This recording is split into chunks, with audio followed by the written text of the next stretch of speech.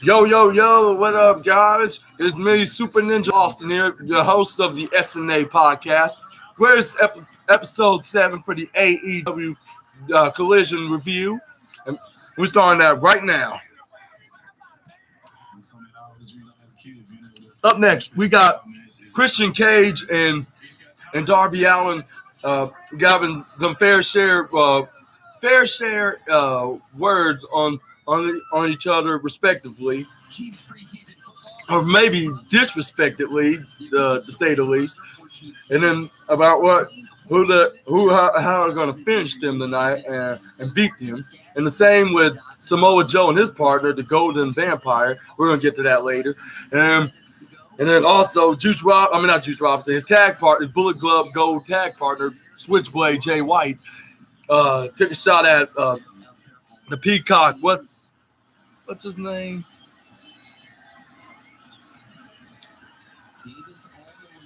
Not bad. Let's do. Hey guys, I'm sandwiched in between. I'm trying to be bigger with these two guys, but Chiefs Kingdom, so excited to welcome in Donovan and Jawan. Welcome into the kingdom.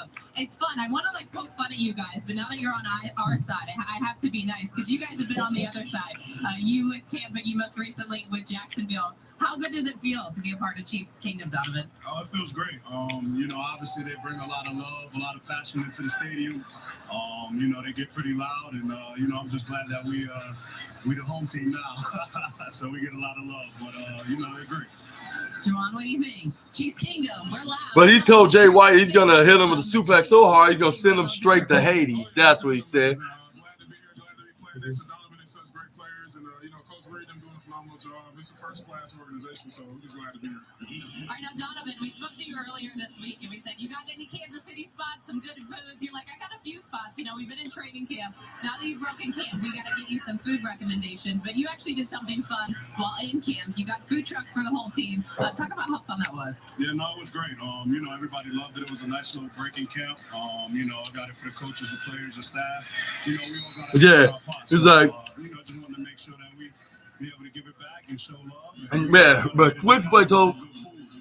We've been up there in Missouri Western, so He's his stuff is about to get stuffed out, and then. I'm sure everybody loved it. So.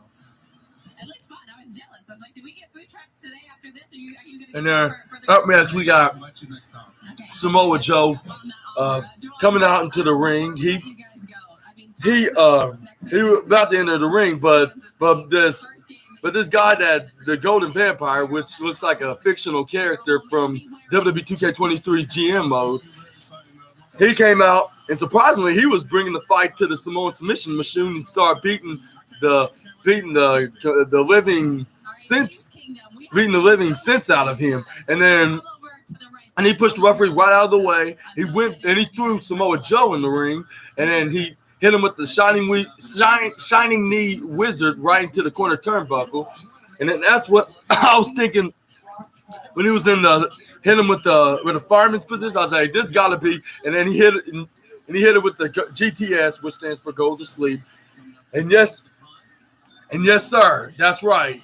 It was none other than Chick Magnet Punk himself. Which I would say this would have obviously been him, even if he didn't reveal himself by taking off his mask.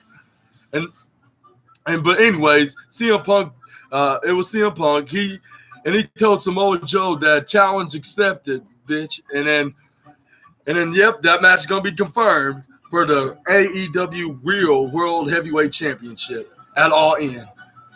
But CM Punk's gonna retain, even though Samoa Joe's gonna give him a tough time into his match and give him a run for his money, not to mention. But I think CM Punk got it all the way. And I think this is going to be one person, even though this wrestler do not want to work with CM Punk at this time. But I'll say later on. And yep, I'm talking about Kenny Omega. But I think this is how this is going to happen. He's going to have no choice, or he's finally going to agree to face CM Punk, basically. And he'll plan that he'll be around, that dethrones the best in the world for his real world heavyweight championship.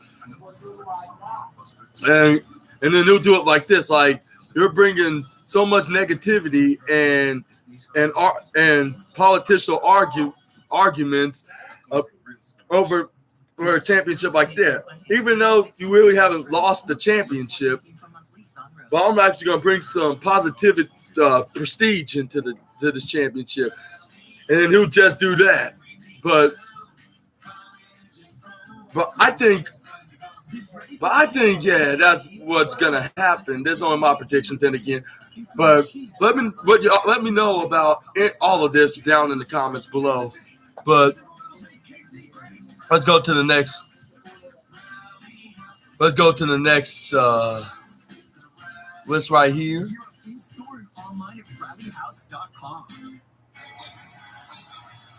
We're privileged to broadcast Kansas City Chiefs preseason football worldwide, with tonight's broadcast airing in Mexico and Honolulu. And all of us here would like to send our thoughts and prayers to our friends in Hawaii. We've been heartbroken by the devastating images out of Maui, and our hearts go out to the families that have lost so much. Certainly hope they'll be able to rebuild. Oh yeah, Tony Khan was hyping up All In like he did like 2 months ago. And then it's gonna be next Sunday, and then let me know what y'all think.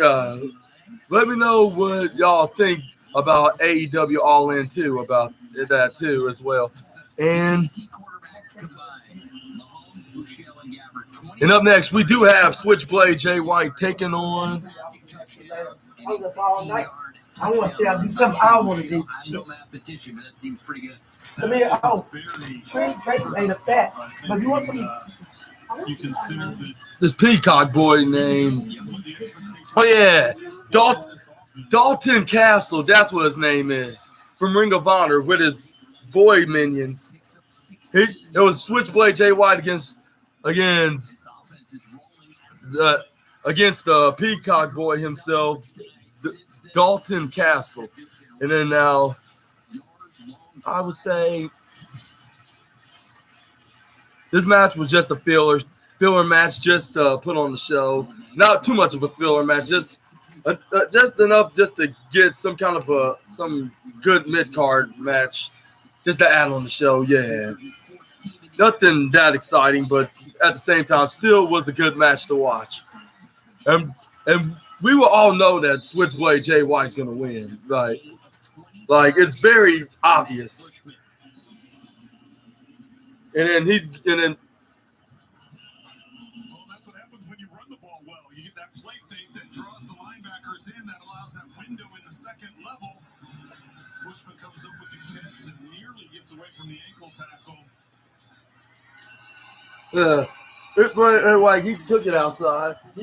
He started ramming him right to the ring apron, which is the hardest part of the ring, like everybody would say. And then he threw him back in the ring, and then he tried to go for a pin. The referee didn't even count to one, because it was just the normal move that you would do, like over to the extreme outside of the ring. Like it didn't really did much but it wasn't enough to put him away like a finisher move. And then let's see what else happened. All right, tonight's collision.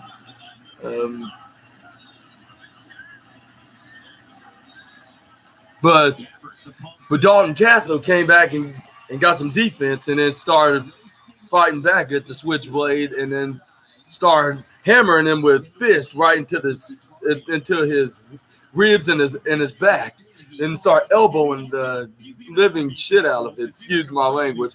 I say the living crap out of it, more like.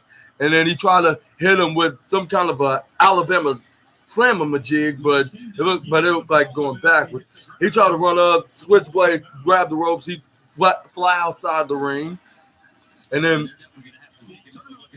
then Switchblade Jay White went outside of the ring. He got him back up, but he slowly lifted him up with his knee onto his shoulder. And then Nigel McGuinness was cheering them on like yeah, that's right, take him out, Jay White. I was like, dang, like I know you're a heel commentator, but sheesh, like you don't have to be over enthusiastic, man. You're almost worse than Corey Graves. But anyway, Jay White heard the referee started counting nearly to 10, so he went back in the ring and went back out to renew the count out, the referee's count. But when he did that, the Dalton Castle hit him with the springboard Hurricane Rana outside, right into the second hardest part of the arena, which is the concrete. And then that's when the Guns and Juice Robinson surrounded him and distracted him. But his boy minions, hit him with the diving corkscrew right outside to both Juice Robinson and the Guns. But it still distracted them too much to the point that Switchboy Jay White had a chance. He hit him with the Blade Runner for the 1-2-3 count. No, that wasn't it. It was. I tried to hit him with the spinning. He reversed his the spinning fireman's carry. My bad. But he reversed and hit him with the spinning Uranagi, which they got a near fall out of that. And then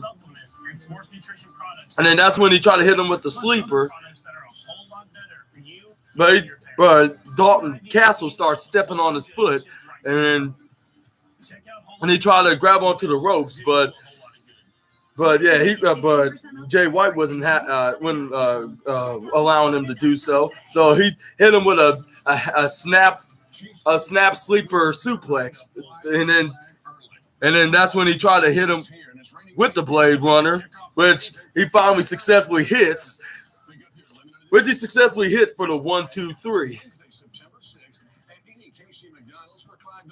And which made it over. And then soon after Jay White took a shot at both Kenny Omega, Hangman Adam Page, and Kota Ibushi about their match at All In, saying he loses control initially, but then he gains control. You see the ball doesn't cross the plane, and then it comes out. So it's either an incomplete pass or it's complete and he's down by contact, but it's not. Well, I'm not sure if he said anything. He just I must have got mixed up with something. But anyway, my bad. Switchblade Jay White won the match. He celebrated with Juice Robinson and Austin and Colton Gunn. And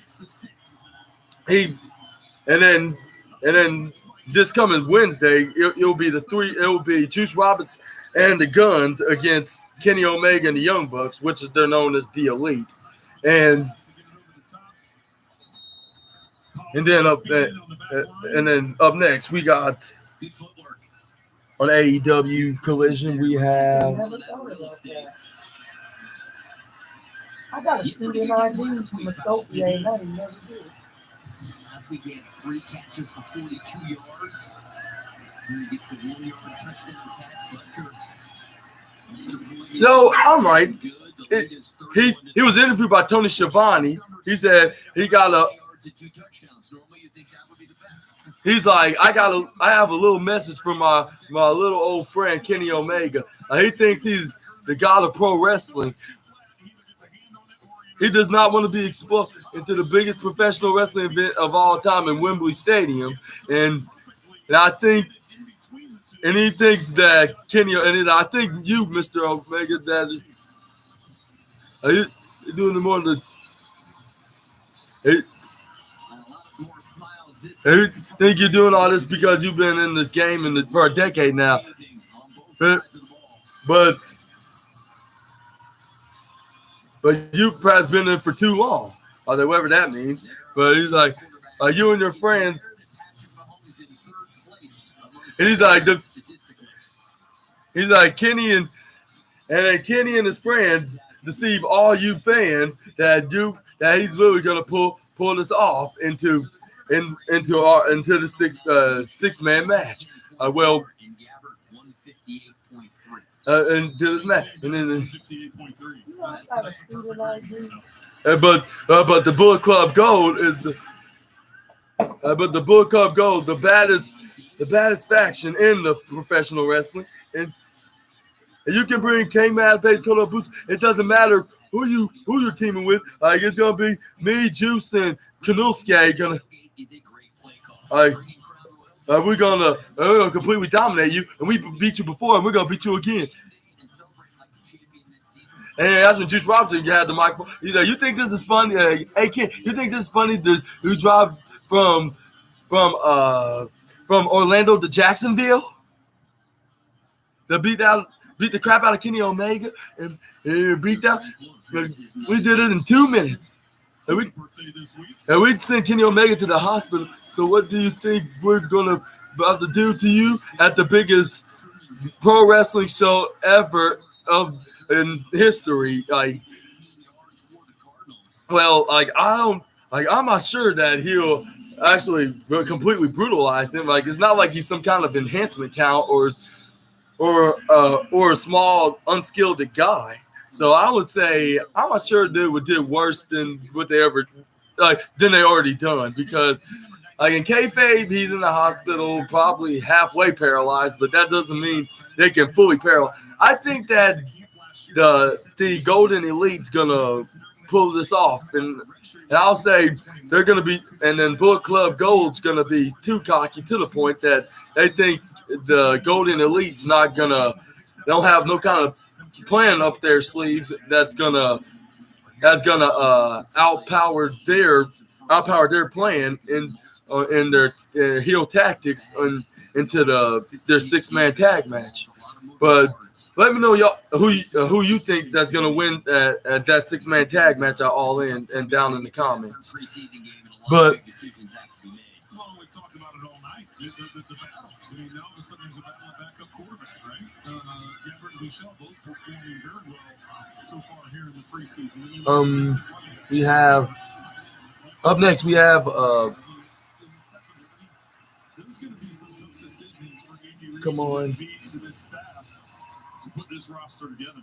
Well, Dimitri, you also then have to wonder what guys can you get through the practice squad.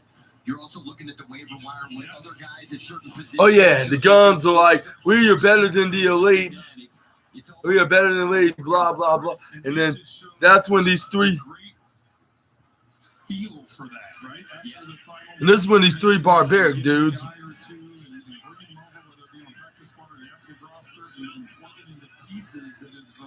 That have helped this team over the years. So just 9 more days until the roster needs to be cut down to 53. Well, terrific. Yeah, Dirty Bronson, BK Boulder.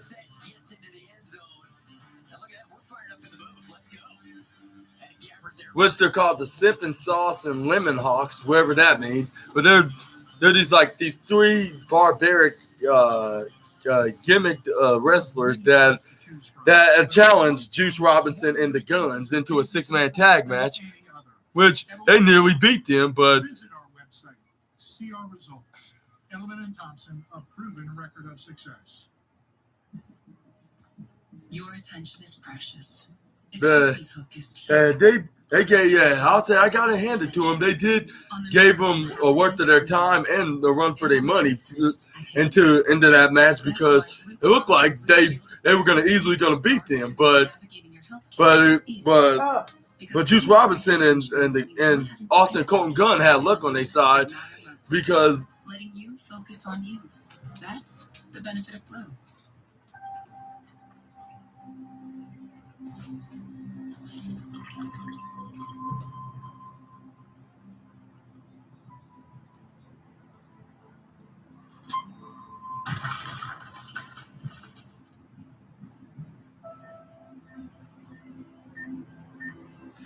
oh yeah, because the number advantage got the better of them. They hit him with the flapjack face buster, and then the other guy tried to go for a flying axe handle, which he hit him with a cartwheel kick, something similar to Booker T's back thigh kick, and then hit him with the. Right now, current Toyota owners or lessees may qualify hit him with the card play for the 1-2-3 victory, which the Rock Hard Juice Robinson and the Guns won in that 6-man tag match. And then up next we have more work injury cases in Kansas City courts than any other. Edelman and Thompson. Visit our website, see our results. Up next, AEW was talking about last month when Billy Gunn self-proclaimed retired, which it's been noted that he's not actually retired, and then he's going to come back very soon. And then I already noted on my last video about this matter on AEW Dynamite review. I said that he's going to come back and he's going to team with the Acclaim and finally dethrone the House of Black and become the new AEW Trios champion. But yeah, soon after they showed that video on The Chiefs. The talk was about the other 3 teams. The Chiefs losing. After they showed that the recap of Billy Gunn hanging his boots into the ring, that's when the Acclaim was paying homage to the former New Age Outlaw member Billy Gunn, and they missed him, and let them know that they missed him, and then after that, the House of Black, they showed when the House of Black attacked the Acclaim back last night at AEW Rampage. The 2020 season, we didn't do the preseason, so and then camp coming off that Super Bowl win. And then being there at camp, it's a different thing. Only one team goes to training camp having won the Super Bowl, and then that's when Malachi Black had a video promo and send the message to the Acclaim. It's right here. A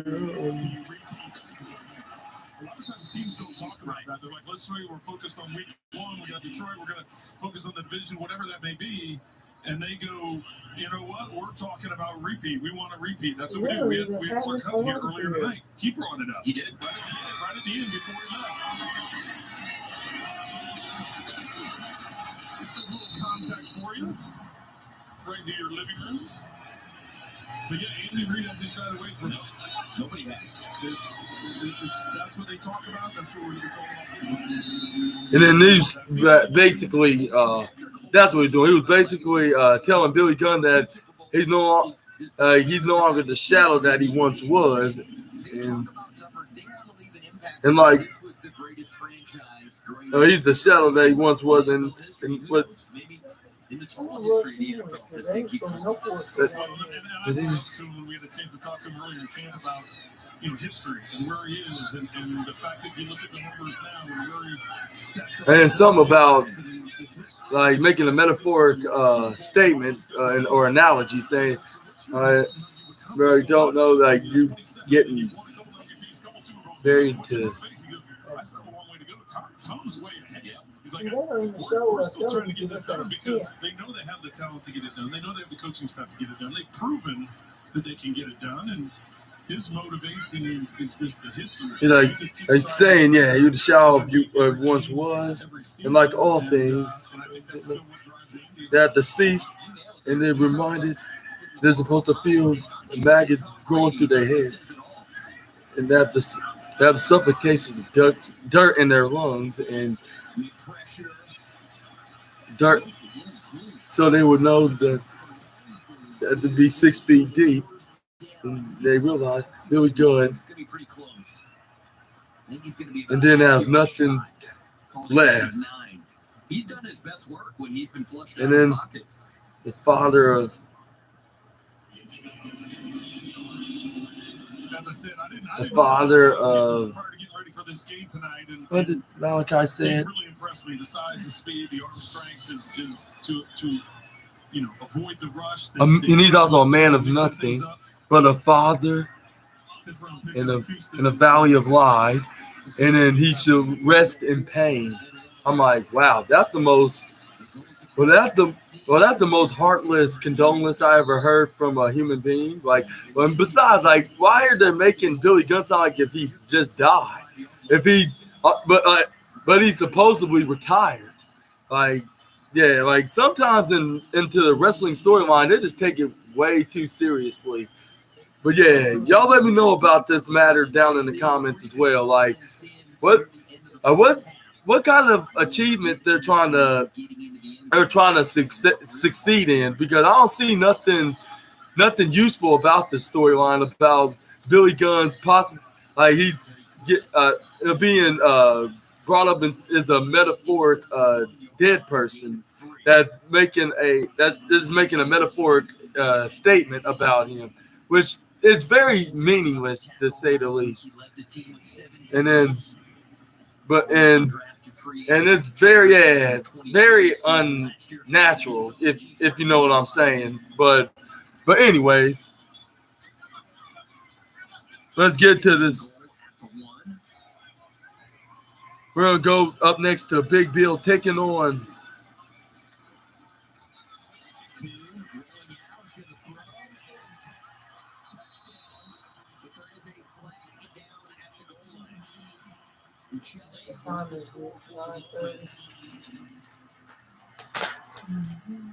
That's when Ricky Stark. Before that, Ricky Starks was in an interview with Tony Schiavone. He's like, and he was like, and this is the guy that was in this 30-day suspension. He's like you Mr. Schiavone, you messed up and said it was 30 days. And he's like, yeah, you're right. It wasn't exactly 30 days. It was actually 4 weeks, 28 days even. And he's like and he's like, it's already bad enough that the AEW is not a profitable a profitable establishment, and you're not making it any better. And then I have to be the one that corrects it.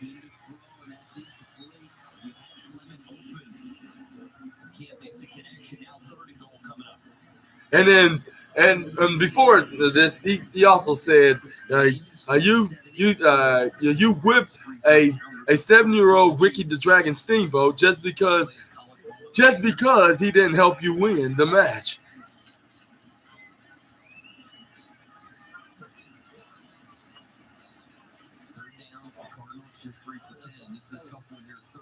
And then, yeah, that's what he said. I have to correct it and suffer for the mistakes from AEW and Schiavone in particular. And then Ricky Starks was like, I'm gonna create a award for AEW, and I meant every single word of it.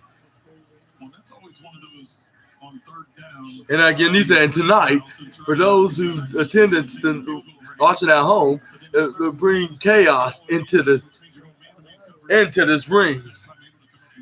And I'm gonna do it live tonight with Big Bill. And then that's when Big Bill showed up. And then that's when they started headed out into the ring. Big Bill took on this.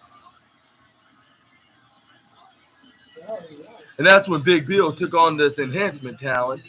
I'm gonna see what his name is, but it looked like it didn't the match.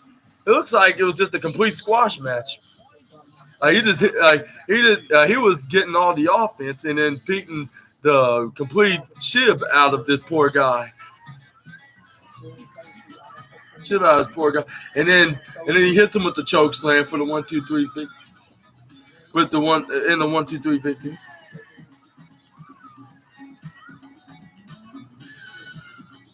That's when he sent, and before this, he sent a video message saying he is absolute. I know that's his nickname, the Absolute Ricky Starks, but perhaps he's taking this way too step far. We're with you every step of the way. Featuring the latest in equipment, research, and therapies, our expert team makes a personalized plan for your unique condition. Recover from neurological conditions and physical injuries. Darren Neal, that's who the guy from Big Bill's squash. It was Derek Neal. He basically just murdered him. And no, I didn't mean by literally killed him. I mean, y'all know what I mean. I was just saying, just for a full clarification, he just beat the living daylights out of this poor Derek Neal guy. And then just axe hammered him, and then and then starts squeezing his head off. Like this Derek Neal guy barely hit him with an uppercut, but it ticked the Big Bill. But it ticked the Big Bill off even more, and he started squeezing his head, looking like he's the great Khali, and just shaking it right into the ring ropes. And then Irish whipped him and hit him with a big boot, and then that's when he did the flexible scream, like if he's like the Beast incarnate Brock Lesnar, but like if he's Brock Lesnar, but after that that's when he hit him with the choke slam for the 1-2-3 count, and then him and Ricky Starks celebrated in the ring. Which I would say that match was barely even 50 seconds. They were so fast. I was this is like the first time in a while I've seen a squash match that went this short. Even though it wasn't 3 seconds, but still it was like long enough to be.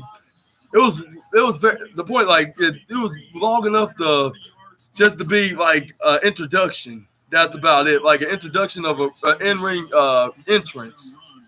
But after they celebrated, that's when Ricky Starks started whipping this Derek Neal guy with his own belt, like he did a couple weeks ago with Ricky the Dragon Steve. He was keep doing it repeatedly, like 12,000 different times.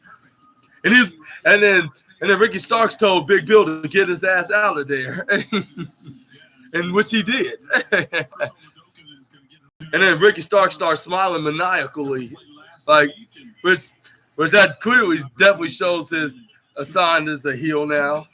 And then he started doing this absolute pose, start doing the this movement with his belt, while Big Bill goes on the other side, raising his hand because he just won this match.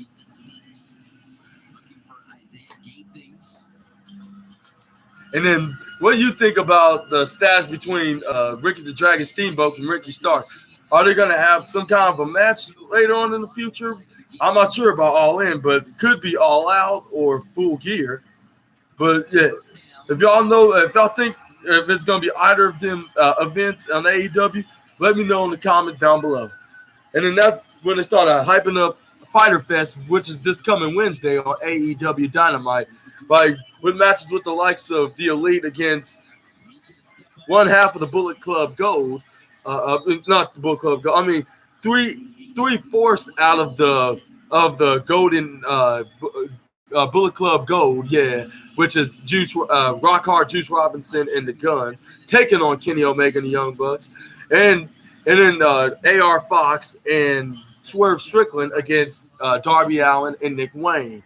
And then they showed a couple videos from this independent wrestling show that recently happened a couple of days ago into the Atlanta area, which I heard from a couple of YouTube homies and sources about it, like about Sting and Darby Allin and Nick Wayne, I believe, and Swerve Strickland and AR Fox made an appearance at this independent wrestling show into the suburban area in Atlanta.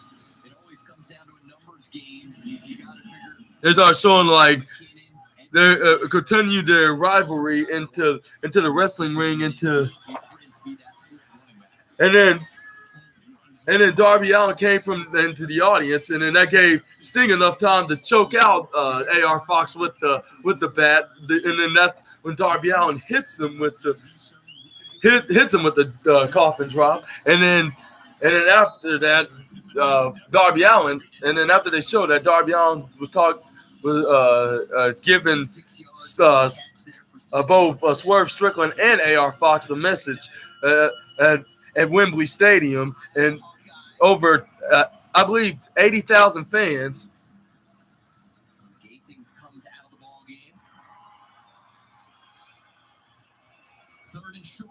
And then,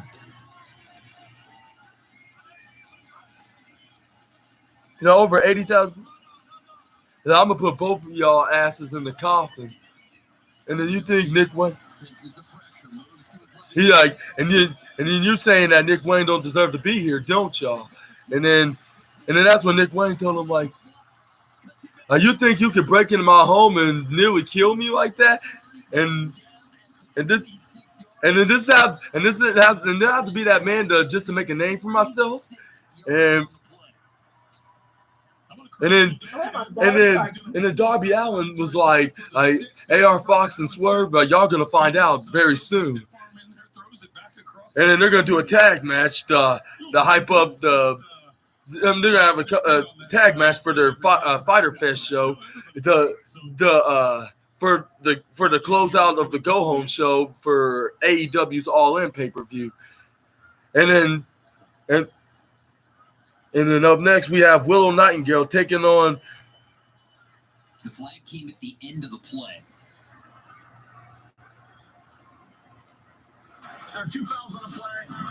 We have Willow Nightingale taking on.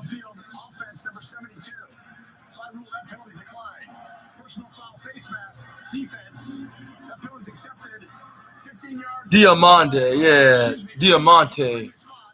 Yeah, it was Willow Nightingale taking on Diamante, and that match was very entertaining. Like Diamante tried to bring some submissions onto Willow, but Willow started reversing out of the move, and then started hitting her with elbow strikes, and then like when she had Diamante to the corner, she tried to kick her, but she caught her. She threw it down, started stomping the mud hole into Diamante, and then Willow Nightingale go for a suplex, which it looked like she was about to hit a Falcon Arrow, but it was the standing suplex, which lasted for like 8 seconds, which only gave her a 2.5 count, and then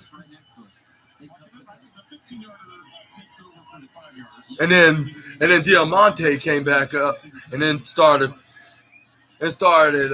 bringing some punches and kicks to Willow, and then thinking the easy, and then she starts slowly torturing Willow, thinking that's gonna help get her the win, which she run out the hard way. That's never the best method of trying to put your babyface rival like ever in pro wrestling.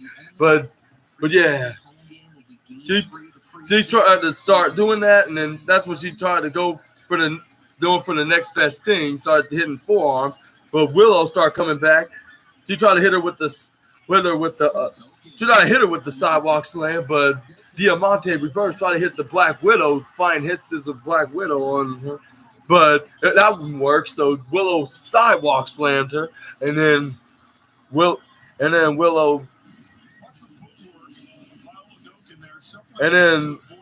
Irish whipped her right into the corner turnbuckle. She tried to hit her with a running elbow hip attack, but Diamante tried to go for a flying splash, but she flipped her into the corner. The hardest part of the ring apron, where she clotheslined her out of there, and then that's when Mercedes Martinez tried to interfere and try to distract Willow, which that didn't really work because she did what she did not know what she did not know was Willow had backup on her own to even the odds. And then, but that's when after the match, when Willow threw Diamante back in the ring, and then Willow did the smart move, kept an eye on Mercedes Martinez, like make sure she's not gonna hit her from behind, and then that's when she started telling Diamante stay on Willow, and then attack her and start and trying to put her away with the sleeper, which that hardly worked. But it didn't work for long because she flipped out of it. And then that's when Willow hit her with a body slam, and then that's when she hit her with a power slam right to the turnbuckle, and then that's when Diamante got out of it, hit her with the chop block into her knee, kicked her into the shoulder, and she was like, "Say cheese" on the camera, and the mock Willow Nightingale, and then start clapping, doing her signature clap, to mock Willow, and then she started throwing some fists at her, and then the referee tried to get her off when she started hitting her on the ropes, and then that's when Mercedes Martinez did what any old heel would do, and it started attacking Willow into the ropes when the referee wasn't looking, doing some cheap shots of trying to help Diamante, trying to get the dub, but that didn't work. And then ACP has been a leading office technology provider for over 45 years. Our goal is to understand your business needs and partner with you to achieve those goals. We're offering services such as copiers, IT services, phone systems, and security solutions. And then he tried to hit her with another sleeper, and it looked like she might have a chance, like at least 90% of it, but still wasn't enough to fully bring Willow Nightingale out. So Willow Nightingale got up and started hitting her with right hands into the gut of what's in Diamante. And then Willow started hitting her comeback moves right to Diamante, and then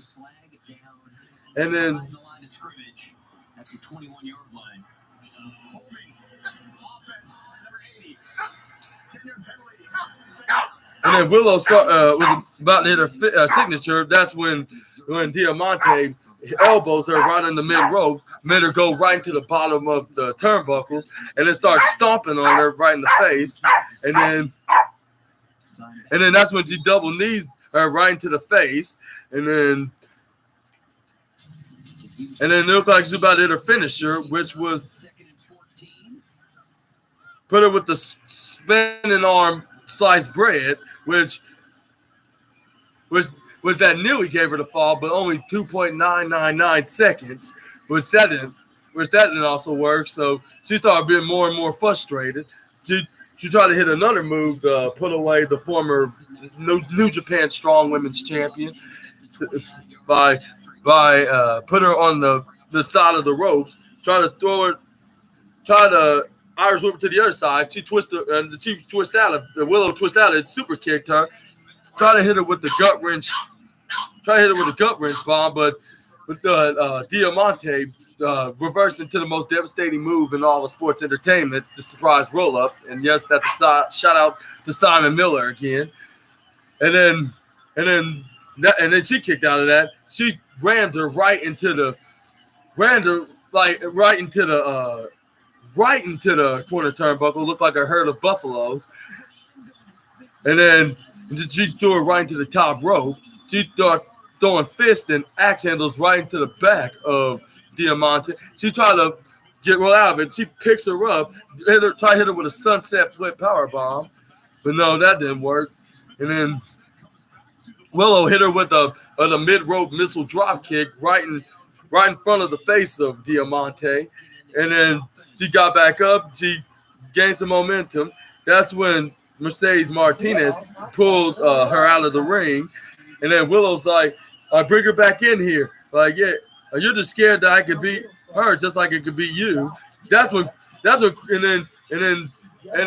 Chris Statlander came out from behind and started beating the living daylights out of Mercedes Martinez, and then have her be too distracted with her, and then even distracted Diamante. She didn't know where she was at, and that's when Willow Nightingale hit her with a shoulder tackle she looked like a defensive lineman, like that shoulder blocked the quarterback, and then Willow threw her back in the ring, hit her finisher,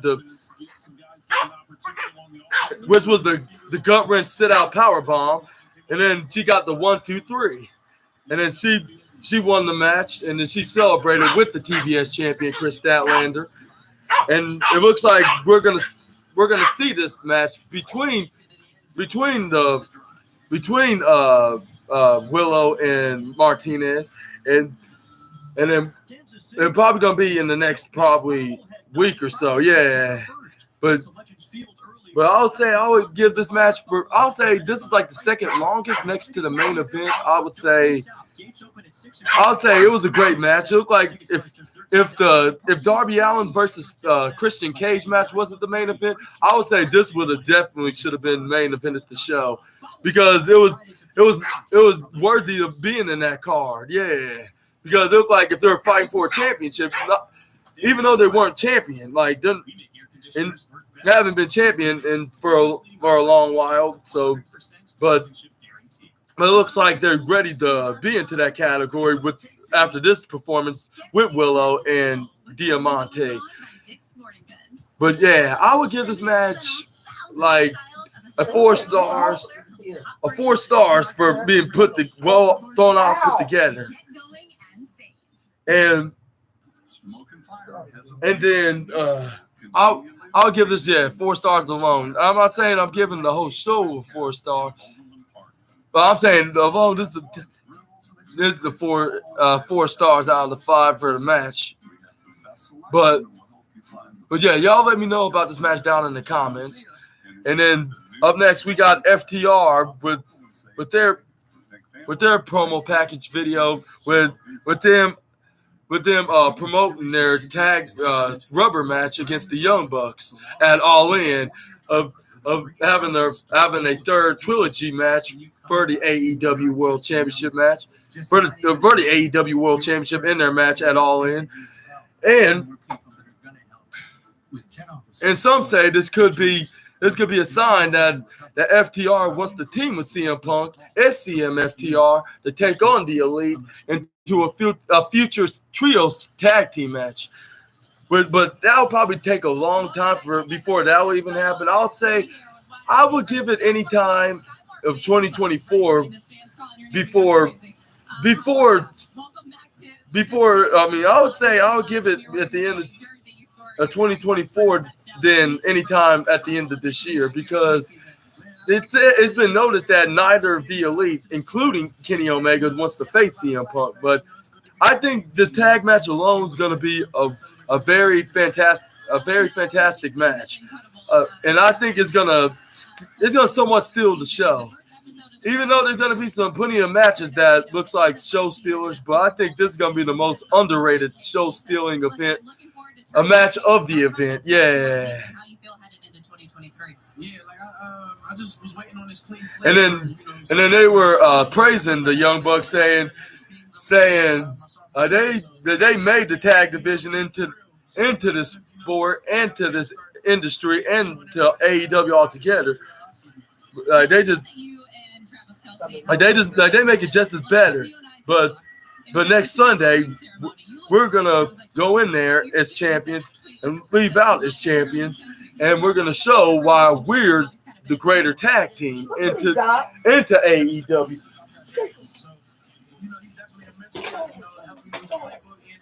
Exactly. But sorry, my bad. But yeah, FTR noted that on tonight's Collision. And then up next, we're going to go to... What do you want to say to Chiefs Kingdom right now? Next week, we head home to Arrowhead. What do you want to say to all the fans out there? Hey, get ready, man. Last time we were there, it was the AFC Championship, so I expect that same energy, for sure. All right, that same energy headed into this season for you as well. Skymark, thanks so much. Best of luck this year. And then that's when, we had the backstage interview with Toni Storm. And she's in the 4-way of the AEW Women's Championship. And that's when Toni Storm responded with. He knew he was struggling. He knew he was having problems with the punt return and hanging on. But she asked that there's gonna be a preview of about that match next week on AEW's Rampage. And then what do you think of that? And then she was like, it's not. And she was like, and it's not like how you are, but the way you interviewed me last week was very rude. Even though Toni Storm was being the rude one last week by throwing her shoe at the lady interviewer, like that was very plain rude and very unprofessional in kayfabe, of course. So that was very hypocritical for Toni Storm to say. But who am I to say? I'm just giving out my personal opinion. So just don't throw no shoes on the messenger. Just giving my honest opinion. So yeah. I'm just the journalist, so I'm just give you my personal opinion, by the way. But that's when she was getting to the point saying, I'm gonna go into the match. I'm gonna take down all three, more likely the two, which is Britt Baker and Hikaru Shida. But she'll do less damages to her best friend Saraya because they're a team. Even though unless there's tension's gonna get higher into the match, but as long as they don't get in each other's way, then they don't have much to worry about. But anyway, she said she's gonna go in there. She's gonna be the first ever AEW Women's World Champion, first ever 3-time. But I thought she only held the title once, but I think I miscounted. Like, I think she held it twice. Like she became the interim women's.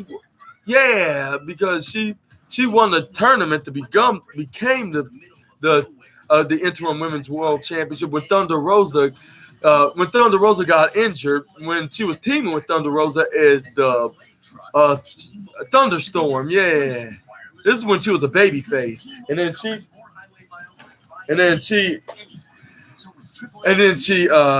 won that, but Jamie Hayter soon dethroned her just to lose it right back to Toni Storm.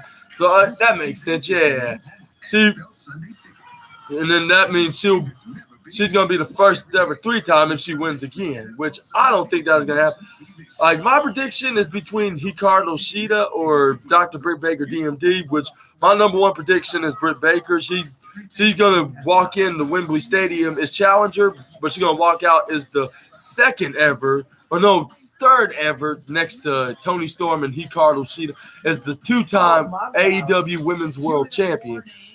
But yeah, continue to let me know about that down in the comments if you haven't already. But anyways, back to the video, up to the interview. This is when you have Powerhouse Hobbs into a squash match just like Big Bill. And then he basically just beat the dog crap out of this poor guy.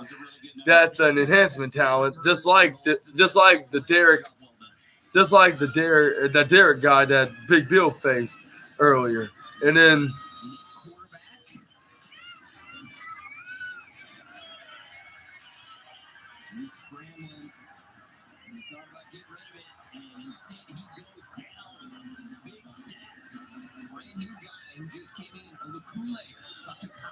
let's see.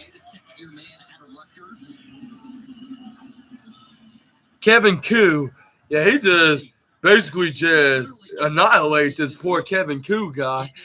He just gave him a chance. Like, he just clotheslined him. But before that, like, he started laughing like, ha ha ha. Like, this kid, he's too intimidating. He's too much of a guy that could intimidate. Yeah. And then he just grappled him, and it slammed him face first into the canvas. Like, soon after, hit him with a couple of right fists into the gut, Irish whip, duck, and then he tried to hit him with a crossbody, but Powerhouse Hobbs intercepted and just shoved him like if he was just a piece of. Like if he was a piece of a frisbee, and then he just tossed him right into the corner turnbuckle. He clotheslined him right into the turnbuckle, and then started squeezing his head, facing into the camera, saying, "Oh, look at this, Miro! Like, do you see this? Like, this is gonna be you next." And they continued grabbing the hair of Kevin Koo. He brought him up the top rope. He suplexed him right off the top rope. And then Powerhouse Hobbs got back up and slowly picked up Kevin Koo and then they hit him with those right hands right into the left and right hands right into the neck, and then the left hand to the face of Kevin Koo, and then hit him with a third strike with a clothesline. And then he started taking down the suspenders off of his onesie, like if he's Kurt Angle. which I'm not sure if that will. I'm not sure if that's a very good comparison, but the best way is because he has a.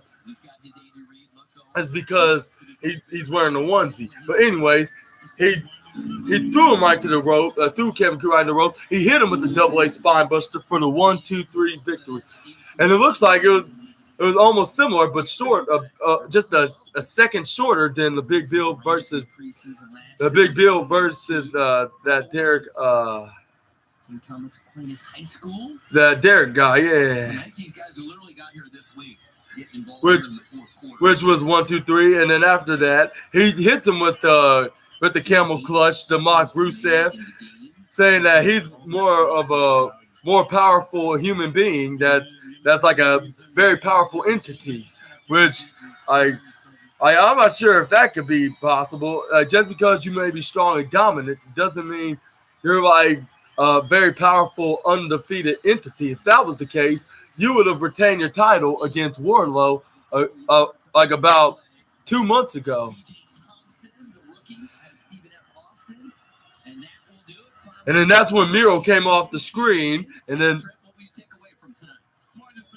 that's when Miro came off the screen and said, "You think you could be the Redeemer?"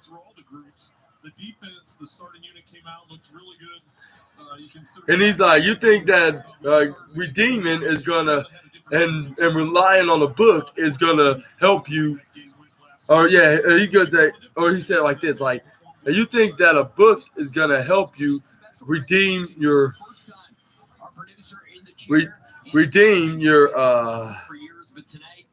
it's gonna redeem your power." I should say, basically say he and then he said, "I know all about this because I used to depend on the book to help me gain some power, but it did not really work.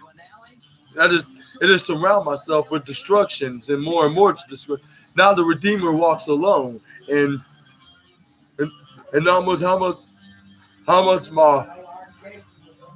When your home office is your new 9 to 5, the dining room table looks even when it's hard and it breaks me, like even if there's a puny gods in me that shrink me to nothing, that turns nothing to a food, and I'm not gonna feud to my God. I'm here to keep their infrastructure healthy, secure, and operational. TGS, the official IT provider of the Kansas City Chiefs. Toyota's national sales event is on. Make the most of summer with a new Toyota. Who wants a great Tacoma? Great Tacoma coming in hot. Highlander Don't care, and don't care. Now that's how you Right now, get 3.99% APR for 48 months on 5 of your favorite Toyota models, like the 2023 Camry, RAV4, Tacoma, Highlander, or Corolla. He's not feuding with his God. He's here to replace him. And he's talking, and then about Powerhouse Hobbs comes off on Redemption. The Redemption's coming to you. And he's like, Redemption's gonna come to you, but it's gonna return straight to you, and it's gonna piss right into your piss and explode right into your whole entire body. Like whatever that means, thinking we're gonna strike lightning down with his own pee or urine. Kansas City knows. And then he was like, the only person that you'll be praying is to me now. Whatever that means. Like, he thinks he's like the right-hand man up in heaven or whatever. But yeah, let me know about this feud about Powerhouse Hobbs and Miro down in the comments below. Like about Powerhouse Hobbs is the book carrier of his own book that's better than the Bible, and then we got Miro who thinks he's the right hand man of God. But let's move on. We got John, and then they're hyping up more matches and segments about AEW Dynamite Fighter Fest with matches with Jon Moxley taking on Rey Fenix to gain some ratings and momentum on the road to AEW All In. and with their match with the Lucha Brothers and Eddie Kingston, best friends, against the Blackpool Combat Club and 3 of their mystery tag partners. And then they also talk about Jungle Boy Jack Perry, or just go by the name just Jack Perry, retiring the the FTW Championship. He's gonna retire the FTW Championship right on Dynamite, which only lasted for 3 years, and we only have like 4 different title holders of that belt. And it's a shame that it haven't reached its heights just yet. And then it retired before it had a chance, before it even had the chance to reach to that level stone. But yeah, let's move on. Showing a scrambling ability yet again, like he did last week in New Orleans. Michelle, the end zone. It's 14-0 Chiefs. And then they also continue showing Juice Robinson and the Guns taking on The Elite, and also Jericho doing a contract signing for their match. The Ocho Chris Jericho on his contract against Will Ospreay, and we also have Aussie Open taking on the Hardy Brothers for the Ring of Honor Tag Team Championships. The winners gets to defend those titles against Adam Cole and MJF, which they're known by I'm Better Than You, Baby. And then we got Sky Blue taking on Ruby Soho into a match. And then up next and then they also showed again AR Fox and Swerve Strickland against Nick Wayne and Darby Allin in their match to go home. So, and then Renee Paquette's gonna interview Adam Cole, baby. 4 Chiefs quarterbacks look good in Arizona. Rasheed Rice receptions almost, and also MJF about their match in the main event for the AEW World Championship. And then their thoughts on the game. What were your initial impressions, Mick? Mine were and an All-Star 8, and they also announced an All-Star 8-man tag match. And then Stars in London, which still probably make it to London, into AEW Fighter Fest Collision and Dynamite, and the go home episodes before the pay-per-view. But up next we got Darby Allin taking on Christian Cage, which was a very entertaining match. I would say the number 1 match of the night. Like that's why I say, like, if this match wasn't the main event, then I would say Willow and Diamante would have definitely main evented Saturday Night Collision. My bad. I actually said Monday night, but my apologies. I'm gonna correct it. Saturday Night Collision. And then they really hit it out of the park into this match. Even though the TNT title wasn't on the line, that's probably not going to be on the line until another month from now. But they fought hard, like if they're fighting for that championship. And then let me say, like, if it was for the championship, we would have probably seen the title change into this matter. It all started with Christian Cage got the better of Darby Allin with some offense. Started hitting movesets with headlocks and suplexes and you name it, like an amateur style grappling, basically. Yeah. I mean, that's an interesting take considering Mahomes was talking all and then let's get out here with some urgency. And then Christian. Yeah, you saw those first 2 drives, and there was some mistakes and drops and penalties, and that'll happen. It's like when you have a car and you're getting it ready, and you got to get. And then on one spot, like Darby Allin threw him over the ropes. He landed right into the hardest part of the ring, which is the ring apron. Darby Allin nearly hits him with the coffin drop right through it, but luckily Christian Cage had Luchasaurus to pull him off, so he won't do the move and paralyze Christian Cage's back. But rather than he paralyzing his own back, and then he nearly been killed with his own maneuver on right to the hardest part of the ring. And then that's when Christian Cage threw him back in the ring. He thought that was going to get him the win, so he went for the pinfall, which only got 1.5, and then gear that maybe the other two quarterbacks don't have, and then Blaine Gabbert comes in and then Luchasaurus in big games in the past. You want to have one reliable behind him, and that's why Blaine Gabbert is his veteran backup. Comes from Tom Brady, now is backing up Patrick Mahomes. It's someone you could trust in a big spot, and I think you saw a glimpse of that tonight. And hopefully, we don't see any of that once the regular season starts. Right? And then let's see here. Scoring drives tell you. I thought it was great. I think it gave us a good glimpse at what the Chiefs' offense is going to look like. And what Mick said, anytime a new quarterback stepped in, they carried themselves well. They went down and scored. So I liked what we saw today, and I'm sticking with I don't need to see the starters next week, guys. Oh, boy. Here comes Aaron with a hot take. Hot take, lad. Here it comes. No hot take needed here. I think what impressed me the most was the play of rookie wide receiver Rashee Rice. This is a guy that's coming into a unit that has a lot of new faces. These are the guys that Patrick Mahomes is going to be depending on. Let's see. They're not named Travis Kelce. And he had an early drop once again. But yeah, Darby Allin started hitting him with like 3 different most devastating moves in all of sports entertainment. And he kicked out like 3 times in a row, hardly within the last 1 second of being hit with the move. Christian Cage starts, he slapped him so hard to the point probably his ears start ringing. He tried to hit him with a hip toss, but Darby Allin flipped out of it into a backslide. That's what it was called. Yeah, he hit the backslide. He knew he got him the 3 count for the 4th time, but unfortunately he didn't got the 3. He only got the 2 in that 2 point in 8 or 9 seconds. And then that's when Christian Cage started going to the corner of the apron. He hit like a reverse hot shot right onto Darby Allin on the ropes, and then Christian dragged him out in the bottom part of the under the ropes into the outside of the ring. He tossed him right out into the concrete floor.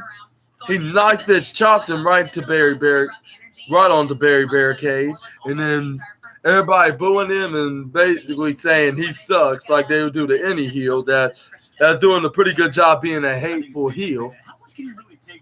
And then Darby Allin hit him with a barely slapped, like whatever that was going to do to Christian. I threw him right back in the ring, trying to get ready to hit some kind of a move, but he just started kicking Darby Allin right in the head, and then he started putting his arm right, putting it back, and put his hand back in and tried to stomp on the hand, do a similar move like Shayna Baszler would do, basically. Christian goes right in the ringside. He grabs his TNT top, supposedly TNT top, which what's his name, which Luchasaurus actually won, and because he beat Wardlow, even though Christian Cage helped him hit him with the ring bell, but Christian claims he's the truthful AEW TNT champion, and then even Nigel McGuinness started taking it up for him, making excuses about the reason why he's holding on to it. He's just helping Luchasaurus out by not carrying anything more heavy objects. I bet it barely weighs like half a ton, or even the quarter of it. Because if that was the case, he would have him hold his armor, like his shoulder pads and or anything that he has that he's wearing that's heavy right now. If that was the case, that's the most dumbest. Unusual, made up sad excuse of an excuse I've ever heard. Like, I know you're just doing that because you're a heel commentator and you're trying to give a reason why is he holding on to the championship, but you don't take up in that way. Like, it's just so weird. Like, you're Nigel, you're starting to be more. I used to be more cooler than this. Like, even when you were wrestling in Ring of Honor as well. So why you're being less cool as in the commentary role into the AEW collision?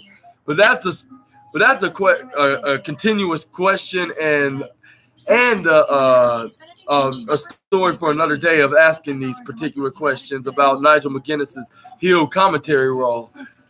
But yeah, I'm gonna talk about that on a separate video. But anyway, back to the video with Christian Cage saying like, "Come here, Darby Allin. You want this right here?" He started grabbing on.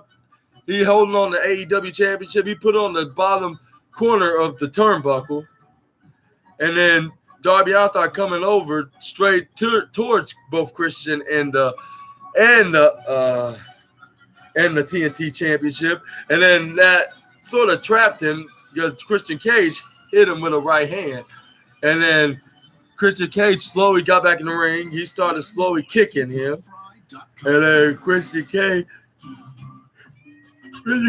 hit with a hammerlock backbreaker, not backbreaker, a body slam, a hammerlock body slam, and then Christian Cage started boasting to the fans about he's gonna put him away, and this championship and the TNT championship's not even on the line. And Darby Allin started forearming Christian Cage, and then he was continuing doing that boom, boom, boom. Christian started trying to hit the kill switch, or at least the hammerlock backwards DDT, which he does to mess up his left arm, which is that hardly did him any hardly did Christian Cage any favors, because Darby Allin still wasn't letting this looking the assumably bruised arm be in the way from losing this match, being in the way of winning this match and making it an excuse for him to lose. So yeah, he just keep getting up and not quitting. Which who would blame Darby Allin? Like if it's an opportunity for a championship, you wouldn't. And he started hitting him with strikes and elbows and headbutts, and then he rolled forward and back and hit Christian with the code red sunrise, or not sunrise, sunset power bomb, which nearly got him the 3 color for the 5th time of this match. And then but Christian kicked out amazingly. And then that's when Christian got into the corner turnbuckle. Darby Allin started suffocating Christian Cage with his own turtleneck into his shirt. Started making him suffocate and started choking him with it, and then putting his face all over his turtleneck. And then Christian Cage got out of it, flipped out of it. He fixed his shirt, and then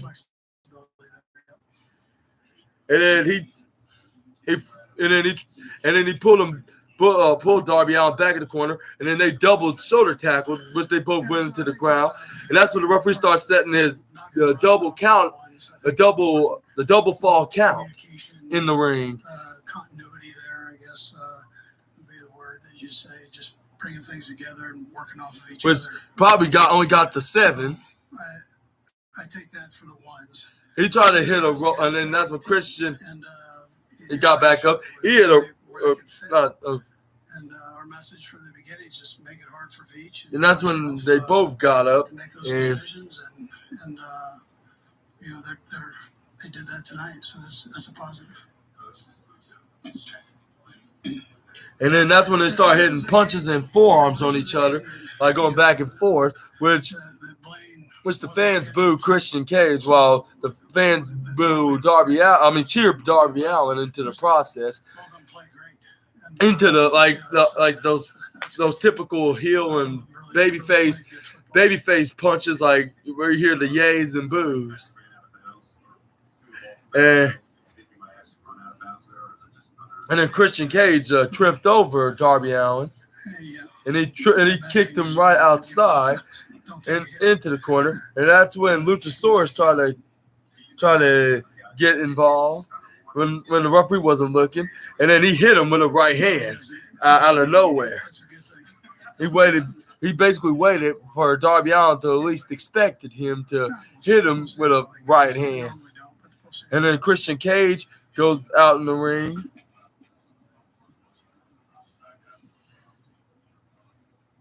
But he slowly got out of the ring because Darby Allin, but Darby Allin rolled back in the ring. Christian Cage started hitting him with right hands. But that's when Darby Allin soon after started hitting blows himself and started punching the living shit out of the self-proclaimed TNT champion. And then started right forearming him, and then he tried to throw him to the other corner. But Christian Cage reversed. He countered, and then Darby Allin countered, hit him with the springboard coffin drop. Darby Allin hits him with a running back bump, and then hit him with another back bump, and then that's when he hit him with a missile buckle drop kick, and then. Week 2 years ago, Mahomes played in that third preseason game, which was the. And then that's when Darby Allin fell right down right after he did that when he hit Christian Cage with that move, and then he was on point. I believe he was 3 for 3 in touchdown drives. Those first 2 games, they had seen everything they needed to see. And then that's when Darby Allin head over to the top rope, and then next week at home against the Browns. And coffin drops Luchasaurus, which that hardly worked because he just tossed him. Luchasaurus tried to clothesline him, but he ducked. But he ran right to Christian Cage's clothesline, and everybody started booing, and he started cheering arrogantly. He threw him right to Barry Barricade, which that encounter's probably up to 97 or 98 by now. Like two or three encounters away from Barry Barricade's funeral, which I'm gonna give Barry his condolences, like for the 5th or 6th time of making these videos. And then, but anyway, back to the match. Darby Allin throws Christian Cage back in the tried to throw Christian Cage back in the ring, but he wasn't going in there, so they had the chair. He sat him right into the chair. Darby Allin tried to go up to the top rope. Kind of seeing him get back active, they kind of slow played him through many plays. And Darby Allin right with the top rope. So they're trying to make sure. And he did a missile drop kick to Christian Cage right through the chair. He was able to get the player of the month. And then that's when the fans started cheering, like. AFC player of the month. And that's when everybody started chanting coffin drop, like telling them the coffin drop. To the offseason, and then I just like they were basically chanting, "We want coffin drop." So. The pass game, the leading receiver belongs to Rashee Rice. We chatted about a little bit earlier in the show. 8 receptions, 96 yards, rookie wideout out of SMU. Kind of shined here in the second preseason game after the early drop. There's been this whole thing and first-year receivers, rookie receivers, where it usually takes a year for them to be acclimated to get into the system. But I just think when you see Juju Smith-Schuster go to New England, and that's when the part where Darby Allin tries to hit the coffin drop on Christian Cage. That's when the part right there. And then Luchasaurus pulled him out of the way, and he hit his own back right into the hardest part of the ring, which is known as the ring apron. And then he's not going to be having some very comfortable feeling sensations into tomorrow morning when he's trying to when he wakes up in the morning from bed, and then he's going to feel that even if he's laying on the softest bed if it's in his house or in a hotel room, which I'm probably assuming that probably at a hotel room. Because he's simply shocking. You talk about that play, the touchdown last week. Because they're probably in the East Coast right now before they go straight to London, because I think they're ahead there for AEW Dynamite first, as soon after Rampage and Collision, then the following day, which will be AEW All Out. Or not All In, I mean All In. All Out's next month. And then Christian Cage put him back in the ring. But anyway, Christian Cage put him back in the ring. He pins him. But before the referee can hit, right after the referee hits 2, and before he can even attempts 3, Darby Allin has his right foot right into the corner ropes. And that's when, and then the fans start chanting, "This is awesome," because the match really was awesome. I'll say this is my second match I'll give 4 stars to. He was a 10 for 10, but he was almost as efficient as Shane Buechele. And I think what you said. A veteran quarterback. But anyway, Christian Cage tried to attempt a spear. He tried to spear him. Darby Allin jumps out of the way. He hits his head directly right into the middle turnbuckles. Darby is going to make this 53-man roster. Darby Allin got back up. He put him up off on the top rope. And then he got up on the top rope and he started biting the neck and the head of Christian Cage. But Christian Cage started hitting him with a right hand, hitting him face first with the top turnbuckles repeatedly. Christian Cage hit him with a sunset flip power bomb, which that didn't do much until he hits the spear. He thought that would have been it with the spear with the 1 and 2. He kicks out right at 2.7 seconds. Christian Cage was in disbelief that his best friend's finishing move, Edge, which he celebrated 25 years last night, didn't even work in his favor. So Christian Cage getting back up. And then he started trash talking on Darby Allin. He started slapping. He tried to hit him with the rolling sunset flip again, but he closed on it. But Christian Cage closed on him. He tried to hit the kill switch on him, but Darby Allin flips out of it into a sunset flip into the most devastating move in all of sports entertainment, the surprise roll-up, which got him a surprising victory with the 1, 2, 3 into a roll-up. Except he flipped into an upside down position, like if he just did a power bomb, like a similar power bomb like Jericho would have done back in the day when he used to be a signature move, of course. He hit but it was like a sunset flip. He rolled into it, and after he got the 1, 2, 3, Darby Allin wins, and then he's showing that he can beat any guy, like whether if it's Christian Cage, Darby Allin, or Swerve Strickland, or AR Fox. Like he could beat them and beat them anytime at any show, at any place. Like whether if it's AEW Dynamite, AEW Collision, AEW All In, AEW All Out. Like it could be either one. Like it doesn't matter what the size is, what's his advantage or disadvantage. He don't even look at none of that. Like all he's looking at is achievements and the success into the business and winning back the championship that's trying to regain some prestige on, which that haven't been known as a relevant title from the past 2 years, ever since when he held it. Like when was it? Like was last his last 2 reigns? Yeah. Well, at least his first reign out of the 2. And then that's when Tony Schiavone tried to interview Darby Allin in his after his victory against Christian Cage. But before he even interviews him, that's when Christian Cage and Luchasaurus came in the ring and started attacking poor Darby Allin. And I wonder where Sting was, because he wasn't at the show. Maybe he couldn't make it somehow, either travel issues or maybe he had a day off. But either way, like he just basically got outnumberedly humiliated by the TNT champions. He's made a lot of plays happen. He's been in the system. He's really comfortable with it. And him, I thought Blaine played really good as well.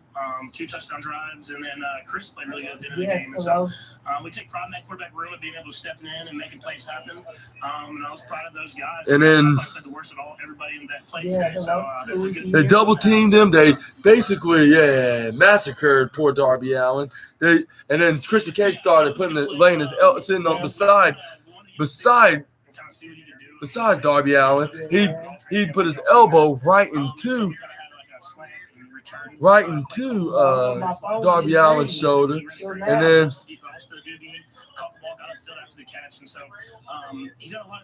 then Christian Cage raised his championship up, his so-called championship, and then he had Luchasaurus on it. He had Luchasaurus to carry him on his shoulders.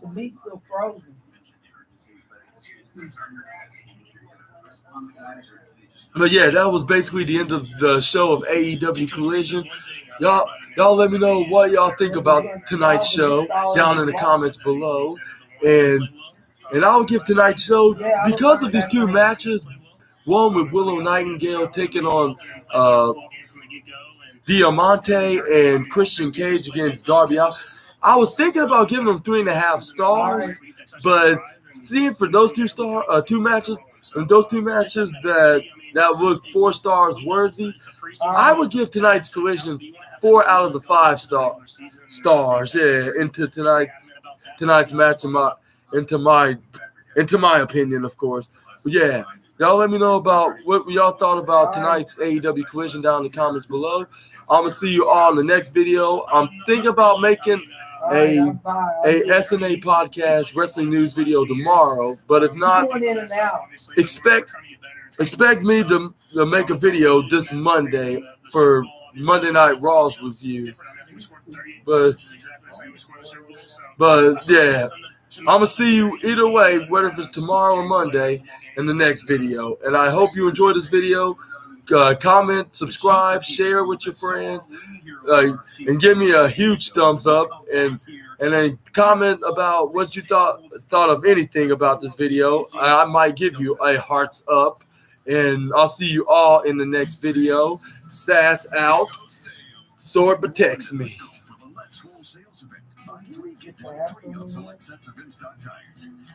I hope not.